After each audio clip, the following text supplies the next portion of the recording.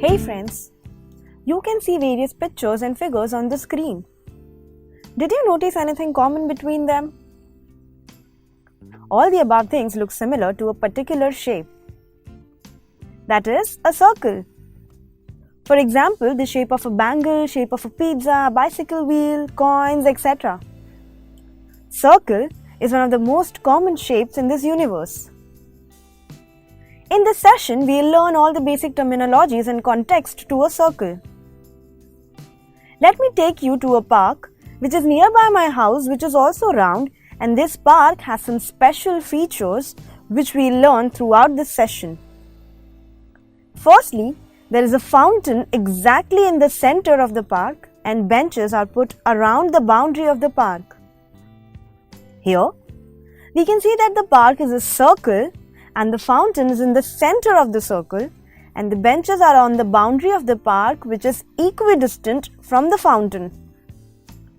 Mathematical definition of circle is also on the same lines.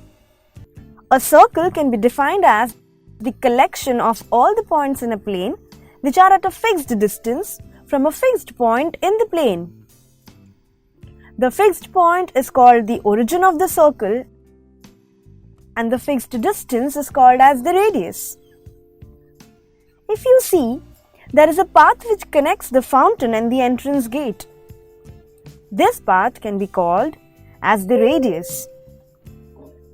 The radius is the distance from the center of the circle to the boundary of the circle. Radius is a Latin word which means ray or the spoke of a wheel. Radius is denoted by a small letter r. Now if we extend that path to meet the other side of the boundary of the park, passing through the fountain, then it will be called as a diameter. The diameter of a circle is a straight line passing through the center connecting two points on the boundary of the circle. Diameter comes from a Greek word diametros, where di means across or through and metrons means to measure. Diameter is denoted by the small letter d. As you can see that diameter touches the circle at two different points. Well, when any line segment which touches the circle at two different points, it is known as a chord of the circle. Chord of a circle is a straight line connecting two points on the circle. Where it is visible in the park that diameter is the longest chord in the park.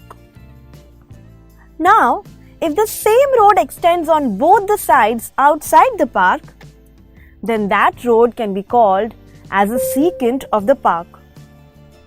Secare in Latin means to cut, and hence, any line which cuts the circle is called as a secant. Kindly note the difference between diameter, chord and a secant. Diameter is a chord which passes through the center, whereas chord touches at any 2 points on the circle, and secant is a line stretching to infinity at both the directions. Now, once we have drawn a chord or a segment, we can see that the park gets divided into two regions. Now these regions are known as segments. The segment of a circle is the region bounded by a chord and the arc subtended by the chord. The larger area is known as major segment and the smaller one is known as a minor segment. If the chord or a secant is a diameter, then the circle gets divided into two equal regions. And in our case, it gets divided into two equal semicircles.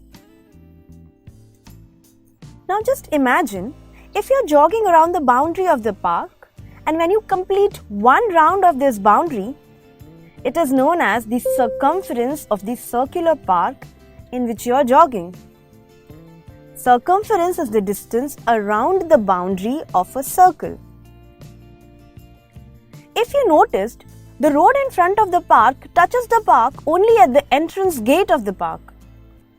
So, if there is a line which touches the circle at one and only one point, then it will be called as a tangent to the circle.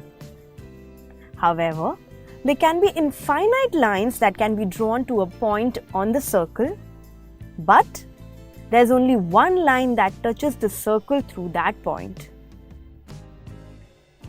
On the boundary of the park, there is a part which contains all type of flowers. This area is just a small part of the boundary, and you can see that it looks like an arc, and so friends, it's called as an arc itself. An arc is the portion of the boundary or the circumference in the circle. Now we saw the area which has flowers. There are two ways to go to that area, but both the paths start from the fountain. If we concentrate only on that particular area, it will be called as a sector of a circle. Sector of a circle is the area bounded by two radii and an arc subtended between them. Now if we have understood what a sector is, so can you give me some another example for sector? I'll give you a hint. We all love pizza. One particular slice of pizza can be called as a sector. The smaller region is known as minor sector and the bigger region is known as a major sector. Kindly note the difference between sectors and segments. Sectors and segments both are bounded by an arc, but the difference is that sectors are enclosed by two radii and segments are enclosed by a chord. And when that chord is a diameter, sectors are equal to segments. Let us quickly recall what all we have learned in this session.